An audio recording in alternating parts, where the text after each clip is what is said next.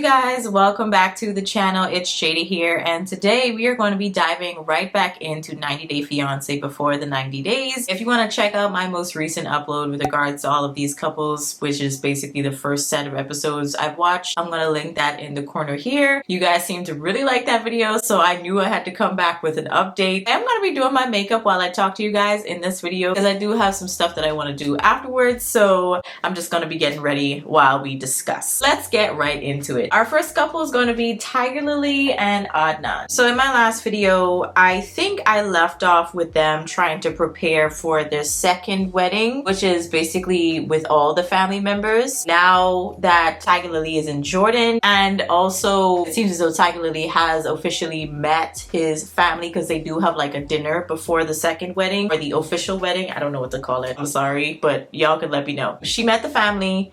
Brother came up to her and was like, so are you gonna be living in Jordan? And Tiger Lily just looking like, my children live in the US.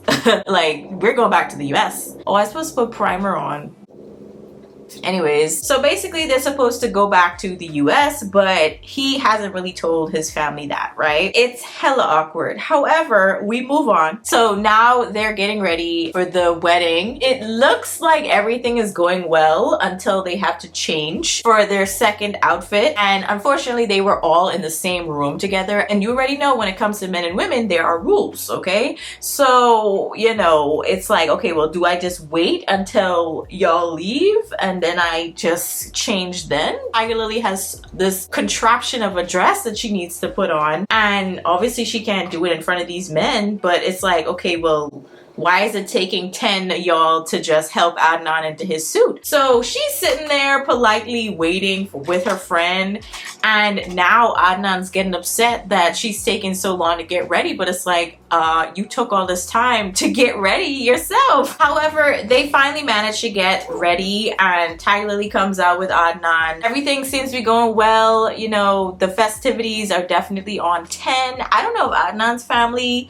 just has money like that, because I am guessing that they spent quite a lot because there was fireworks. I was like, okay. So that was cool because I think Tiger Lily said she didn't actually have an official wedding. In her last marriage, she just kind of did like a justice of the peace courthouse wedding type of thing. So I'm happy that she got to experience this. However, what was interesting was Adnan's reaction after the wedding. He was like, you know, my family is calling this Festival of Adnan. And she's just like, shouldn't this be like the festival of Adnan and Tiger Lily? And he's just like, no, only the man's name is pretty much mentioned. And I was like, huh.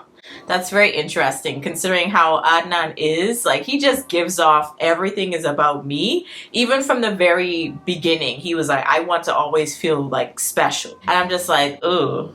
Yeah, I thought that was rather interesting and very telling. After this, they decide to have a honeymoon in Petra, and they were going to be taking Tiger Lily's friends and also one of Adnan's brothers with them. Before they could even get started on their journey, Adnan's brother decides, oh, I'm going to take this moment to pretty much tell Tiger Lily that her outfit is not appropriate for Jordan. I'm just like, wow, buddy. So you couldn't wait until like maybe they were a few days in and maybe say it a little better, but at the same time, kind of give him some grace because maybe it was like an English thing, but I was like, buddy, that was the wrong time. And then on top of that, Adnan had to tell him like, that's not your job to tell her that, like, that's my job. So there was already a lot of tension, and then on top of that, there was like a little bit of a spat going on between Adnan and Tiger Lily because Adnan decided to shake Tiger Lily's friend's hand, and she's obviously a woman, and Tiger Lily's just looking at it like, well, I can't even shake my own friend's hand who's a guy, you know, the hairstylist friend that she has, and you are able to just shake her hand with no problem. Like, the rules are, it's just, you know, it's all over the place. So yeah, it just was very interesting. She also noticed when they were getting ready for, you know, the reception part of the wedding, I guess, it was okay for him to have his shirt off and walk around in front of, you know, her female friend, but it's like obviously not okay for her to, you know, change in front of all the men. Obviously, either way, you wouldn't want to change in front of men, at least me, I wouldn't want to do that in front of strange men that I've never met before. And also if you're not my husband, you know what I'm saying? Like, I would not be doing that. The inequality, she was starting to notice that. But Adnan, you could tell, was getting very defensive because the friends started butting in a little bit. They were like, oh, so she just has to do whatever you say? And he's just like, I mean, yeah, she's my wife. You know, it's gonna be the same way when I move to the US. And you could see Tiger Lily getting very tense. They finally got to Petra and they got to the hotel and they're getting ready, but Tiger Lily's taking like what, upwards of 6 hours, he says, to go, you know, get her hair done and whatnot, which I don't understand why your hair should be taking that long. So things start getting a lot more tense as they, you know, move around. And I think at one point she even got out of the car and I think they were going on some cruise or whatnot. But yeah, it's not going so well right now. And I mean, I'm not really surprised. There's so many things working against them. But let's move on to Raine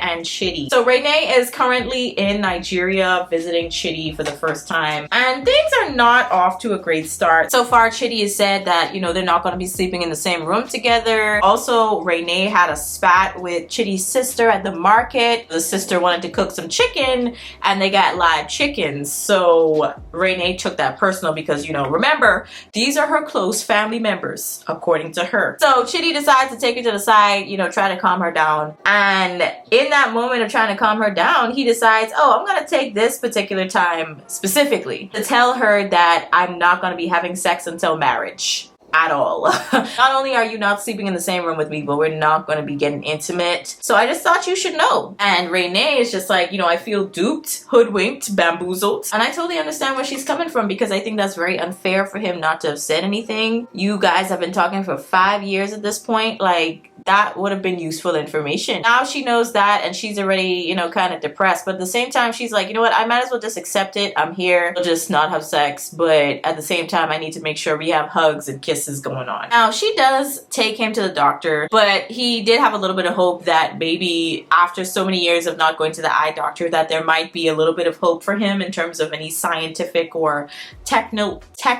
technological advances since he last saw a doctor, that might help him in terms of being able to see again, possibly. However, there's very, very little hope. But regardless, they end up going to this like monkey sanctuary and things get very interesting because for some reason, I don't know if Raine just like doesn't think before she speaks, but at one point they had this conversation where she brings up the fact that, you know, the doctor had said that there's a slim chance that he'll ever see again, but she's just like, you know, even though you don't really have much hope in that area, I think that your blindness is like divine almost. Like, I'm not saying word for word what she said, but this is pretty much a summation, right? I think if you were not blind, I probably wouldn't be here. And Chitty's just like, wait, what? Huh? So I just don't think she really thinks things through before she says them. She just kind of says them. However, things come to a head when Chitty's sister decides to have a dinner. This is after the whole blow up at the market, mind you. But she decides to cook for everyone and she asked Raine if she and Chitty had gotten close because I think Raine had said something that made it seem like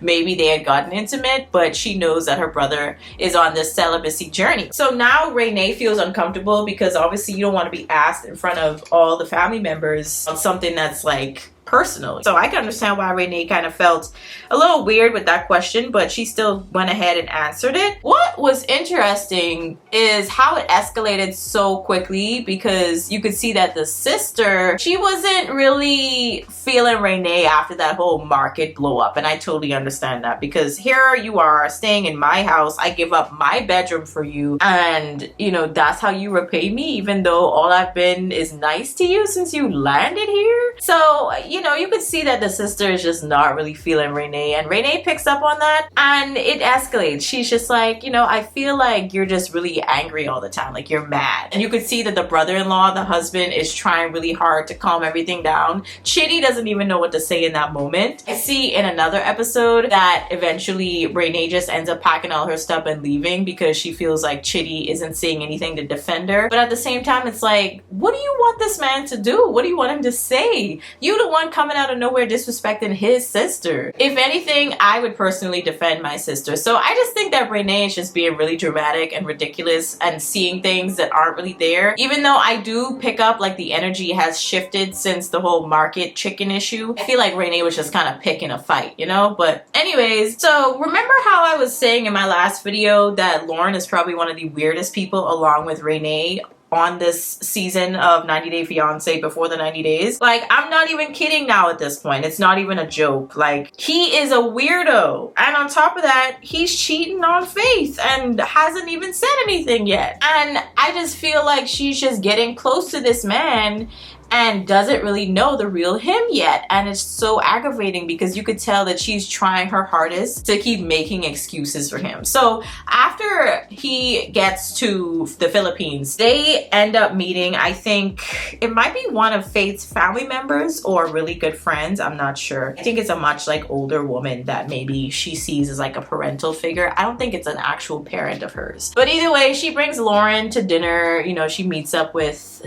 this person. Lauren exposes finally that he wants to move to the Philippines with Faith, and Faith's just like, when were you gonna tell me this? Like, I thought the whole plan was for me to come to the US, but now we find out that you're not only homeless, but you want to move here instead? Like, what? So Faith is definitely confused, but at the same time, she kind of twists it in a way where even though it should be seen as betrayal because he didn't tell you in the first place, she turns it around to be like, oh, at least he's being honest with me. And she sees this honesty as Lauren trying to be upfront with her and trying to be serious about their relationship. It's just really bizarre how she like turns it around. It's like, girl, he didn't say any of this to you beforehand. You don't see that as like a problem? Like, that was really baffling. I just think she really just wants this relationship to work, and it's kind of sad to watch. Hold on really quickly, I'm just gonna do my eyeliner. We find out from Lauren that he just got a phone call from a friend of his. That's what he keeps saying, his friend. However, it's one of several people that he's been sleeping with since he's been with Faith. And he keeps pushing this whole idea of being in an open relationship. And now he basically thinks that if you love someone, that it shouldn't really matter if you guys sleep with other people. Like, it should be an open relationship and you should be fine with that. But Faith clearly isn't that type of girl, and he knows that, but he keeps thinking that he could change her mind. However, okay, regardless, he gets the call from this partner of his. She basically says to him, you know, I got gonorrhea. So that means that you also have gonorrhea. And he's just like, oh, this could possibly ruin my relationship. And he says it with a smile. That's one thing about Lauren that gets me, is that he keeps smiling. He's just like, you know what, I'm not gonna say anything to Faith until like the time is better, at least at the end of the date. So they go out to this waterfall, having a good time, frolicking to the water, and then you could see that they were, you know, starting to get a little closer. But Lauren decides to finally take that moment to pretty much crush Faith's dreams and also her trust in him entirely. So she finds out that Lauren is not only seeing other people, but that he has gonorrhea. Gonorrhea. Yeah, isn't that crazy? And this man, the entire time of delivering this news to her, is smiling. Smiling, y'all. Even when they get back into the van to go back to the hotel, he is still smiling. And Faith's just like, why are you smiling?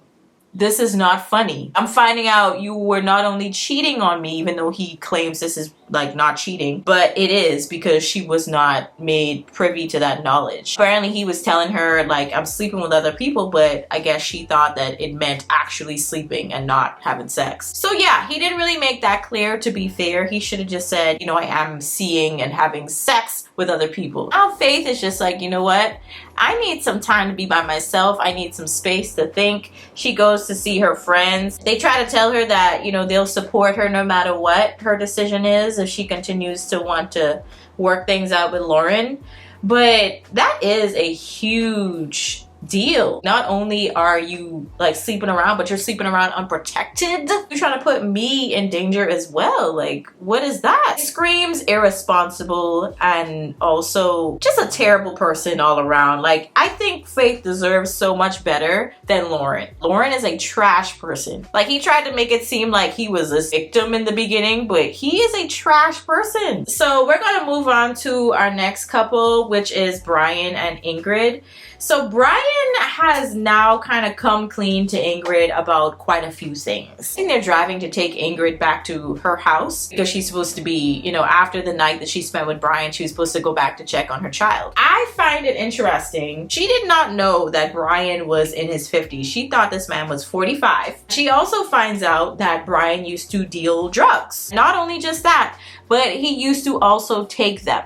She's just hella worried right now. She did say some kind of hurtful things, but it's things that I think make sense. She's just like, I mean, if you weren't in a wheelchair right now, you'd probably be doing the same thing. Your lifestyle would still be probably the same. You probably wouldn't have made this like huge life change. So I have to now take this into consideration when I consider you as not only my partner, but also the step parent to my child. I gotta make sure that my family is good. I gotta be honest, Brian is kind of annoying me because he sees it, or at least twists it around to make it seem like he's the victim. And when they had breakfast the next day, he starts even getting emotional with her. He's just like, what you said hurt me, hurt my feelings. But at the same time, it's just like, you were lying. And also withholding some truths about your past from Ingrid. Like, she didn't know all this stuff. It's selfish in a sense because you're not presenting everything at one time for her to make an informed decision if she wants you in her life or not. So now he's trying to grasp at straws to make sure everything's still good. He shows up at her house uninvited. He shows up with like some flowers for her and a gift for her son. The son obviously likes a toy, but Ingrid, I can tell, is still kind of torn because she wants to accept him for the person that he is, the changed person that he is. But at the same time, it's just like, how do I know for a fact that you're not going to go back to what you were doing? And I think that Brian is really trying his hardest to lay it on thick so that Ingrid feels bad for him and obviously accepts his apology pretty much. I just think this is a very interesting space that they're in. A telescopic mascara from L'Oreal. I'm not gonna lie, I love this stuff so much. It just elongates and also separates the lashes, and it looks amazing. So next we have Via and Sunny. Via decides she wants to go see Sunny in South Africa, visit him for the first time in person, and she decides to go with her ex-boyfriend Rory. Not only do her friends tell her that this is probably going to be a bad idea, but also she has had fights with Sunny about the friendship that she has with Rory still, even though they're not in a relationship. They land in South Africa, and Via automatically starts freaking out. She's just like, yeah, I don't want him to see you. And I'm just like, you're gonna take him all the way to South Africa? And like, what? Sunny does not know anything about Rory coming. And I don't know when she's going to have the perfect time to even tell him, and also how Sunny is gonna react, because I think that's just crazy to even think that this is gonna work out well. But Via had left with Sunny. She left the airport, and that's when, you know, she texts Rory to say the coast is clear, you could go to the hotel. But I'm curious to see if he's actually in the same hotel as Via and Sunny. Because I mean, at some point they're probably gonna run into each other. This is turning out to be a hot mess. You can see that Sunny was trying to make the whole mood in their hotel room kind of romantic. He had food for her as well, but I gotta be honest, it did look a little questionable. I think I'm very experimental when it comes to food. I would try a lot of different things, a lot of different foods, but that had looked strange. So I don't really blame her, because she already said that she's picky. Like, Via already said she's picky when it comes to the food that she eats. So I can understand a picky person looking at that and being like, oh, yeah, no. He saw that as rude. However, it's like she'd just gotten off of a flight. She clearly was very tired. So it just was not the best time for that. And then also in terms of the whole intimacy thing, you could tell she just wanted to hop in bed and go to sleep. Y'all, I really don't know how this is going to work in terms of when Sunny actually finds out about the whole Rory situation. How is that going to work out? Like, when are you going to find the time to actually tell him? Now, the last couple that I would like to talk about is Niles and Matilda. So they are one of the other couples that weren't introduced at first. One of the newer couples here. Niles is 28. He's from Alabama, and Matilda is 23. She's from Ghana. So, you know, a couple of years difference. He is an older man, but we also find out that Niles is autistic, and I think he is high functioning. But obviously he does have some things that kind of separate him from other people that, you know, obviously don't have autism. But either way, he decided while they were talking some months ago that he was gonna propose. He was gonna propose. He did it, and obviously she accepted. But it's like now he's kind of regretting it. He's like, ooh, I probably moved a little too fast, you know? So it's just now like, oh, I kind of want to pull back, but I don't think I can, because now every 2 seconds, Matilda is talking about this wedding that they're going to have when he lands in Ghana. And the parents are now planning, like the family is planning this wedding, and Niles is just freaking out. He's just like, when do I tell this woman that I can't do this right now? Like, we should hold off on the wedding. He lands in Ghana, right? And you could see that he's very much so overwhelmed. Not even with just the process of getting there in the first place, you know, in terms of the international flights and whatnot, but also with regards to the whole marriage and wedding thing. And then also his brother-in-law, well, soon to be brother-in-law, I guess, if they do actually get married. Her brother decides to tell him, you know, don't keep any secrets from Matilda, because she does have a little bit of a temper. Okay, she tends to, you know, fly off the handle a little bit. And you could see him getting extremely tense in that moment, because it's just like, ooh, well, how do I tell her that I want to postpone the wedding? How do I share this information with her? But at the same time, it's just like, if you're not ready, you're not ready. You have to tell her, Niles. Even if you lose her, like, she should understand. If that's gonna be your partner for life, she should understand. But I think she's just so bent on being with him, and then also being able to leave and go to the US to start working, have a better life for herself, because she is in Ghana. I think it's a very small town in Ghana. There's not much to do, she says. And then also money is pretty tight right now. I think that she's very much so set on having a better life for herself, and also being able to be with Niles finally. So I understand both sides. However, I think that Niles needs to be upfront and honest. Hold on one second. I'm gonna put my spray real quick. So I just did a clear gloss for my lips, but I just think in terms of Niles and Matilda's situation, like, Niles just needs to be upfront with it, because the longer you wait, the worse it's gonna get. So that's it for this video. Hopefully you guys enjoyed it. Let me know your thoughts down below. I'll catch y'all in the next one. Peace.